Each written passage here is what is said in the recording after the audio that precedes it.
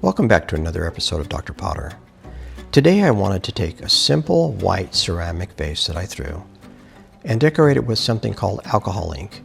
It's another way of finishing a piece. When COVID struck, and before I had actually done any ceramics, I was playing around with an art form called alcohol art. It requires a very slick surface, and when I started doing pottery, it dawned on me that there's nothing slicker than a smooth ceramic piece. So here I'm taking a white vase that I made and just putting small drops of various colors of alcohol ink on the piece and twirling it around in my hand. That is gloved to protect from the alcohol, to get some movement and to try to get the colors to blend.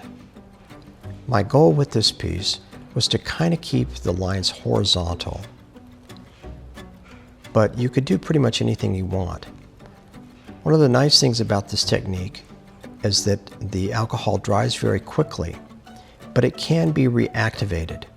And so you have the ability to remove it if you don't like what you have, dilute it if you want it to be thinner, or start completely over. Anyway, the colors will run together and blend. Sometimes that's good and sometimes that's bad. But in this case, I'm just turning this piece around and I'm utilizing a little handheld blower. It's the kind of thing that you might use to blow off the lens of a camera with. You could use your mouth, you can use a straw, you can use a blow dryer, all sorts of things. But whatever it takes to get the ink to move in the direction that you want, that's what you're trying to accomplish. So as I'm moving through decorating this piece, I'm moving fairly quickly, trying to get the piece to blend together in a way that's pleasing. I'd recommend that you only use maybe 3 or 4 colors to begin with, and they should be fairly complementary, although if you take opposing colors, they will mix together. One of the issues that I've had is that if you do a lot of moving of the ink and mixing, the colors will blend together and just turn into kind of a brown. So be aware of that. But this particular way of finishing a piece can be quite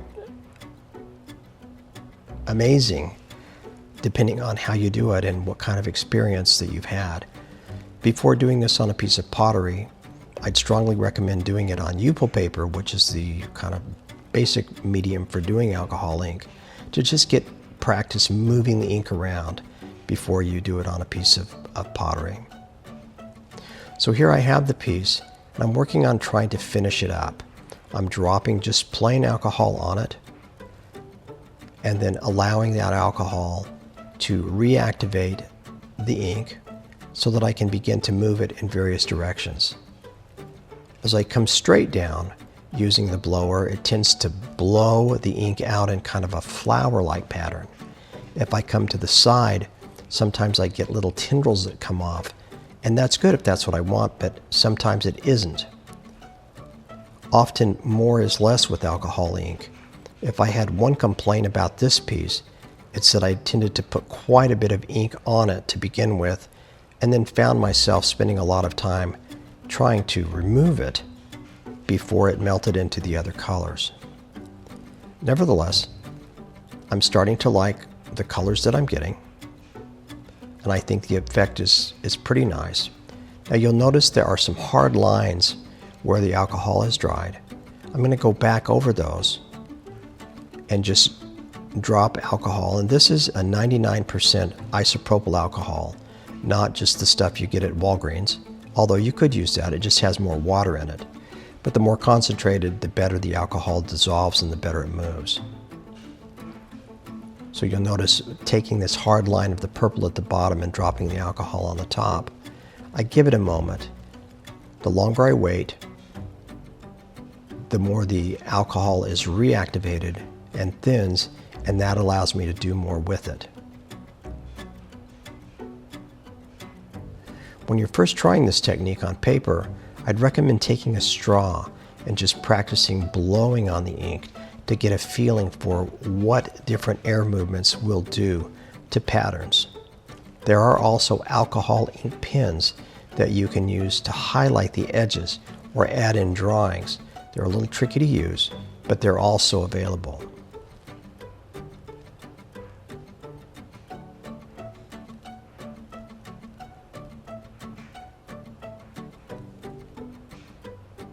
Every time you put a drop of alcohol onto the piece, it immediately forms like an eddy almost and comes out in a swirl. And sometimes that in itself, like as you watch me drop here, you'll see how the alcohol immediately activates and you'll get just kind of a swirl of color coming out as it thins out. And then you can decide whether you want to leave that or whether you want to blow it out and try to stretch it out or combine it into the edge of another color.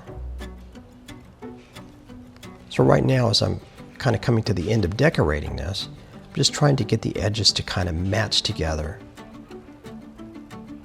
without a lot of white spaces, although white spaces can be really quite attractive and add contrast to the alcohol ink lines. One of the beauties of this decorating techniques is the colors are very vibrant and very vivid. Not something that you can really get with a standard glaze. And of course, this is not a glaze. It's just an application on the top that will need to be sealed with something else like Kumar varnish or polyurethane or something like that. So here I've kind of come to the end of the piece and I've decided to clean up the edges. So I've taken basically a rag and put some alcohol on the top. I'm going through now and just cleaning the bottom and the sides up. And you can see there are several spots where the ink has run down the side of the piece, but there are other spots where things actually are looking pretty good. And this particular area that's coming up next, I was really pretty happy with and was more like what I was trying to achieve. So here's the final piece. These beautiful blown out colors and highlights with dark edges are quite vibrant. The truth is, when I was finished with this piece, I didn't really like the outcome, so I went ahead and just took alcohol and rubbed it completely clean. So the next video will show me redoing this piece in a way that I actually liked better. But that's the beauty of this form of decoration. So watch for the next one. If you like what you saw, like and subscribe, and I'll make another one. Thanks.